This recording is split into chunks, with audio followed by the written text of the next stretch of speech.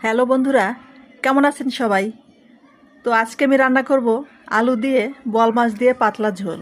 এই যে আলুগুলো আমি ভালো করে লবণ হলুদ আর একটু মরিচের গুঁড়া দিয়ে ভালো করে একটু ভেজে নিব।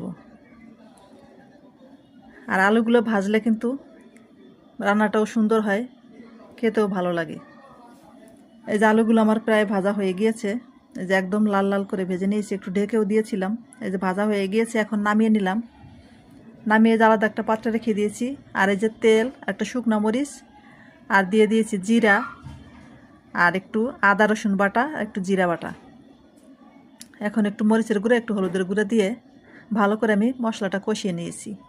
এখন এই যে আলুগুলো দিয়ে হালকা একটু কষিয়ে তারপরে এর ভিতরে আমি জল দিয়ে দিব। এই যে কষানো হয়ে গিয়েছে, এখন এই যে জলটা দিয়ে দিচ্ছি। আর জল দেওয়ার পরে আমি কিছুক্ষণ রান্না করে এই যে ঢেকে ঢেকে রান্না করেছি কিছুক্ষণ।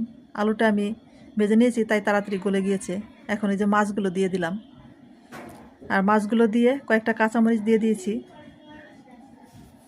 কাঁচামরিচ দিলে তো খেতে ভালো লাগে যে কোনো তরকারিতেই। আর এই যে আমার রান্নাটা কিন্তু হয়ে গিয়েছে বন্ধুরা। আর কেমন হয়েছে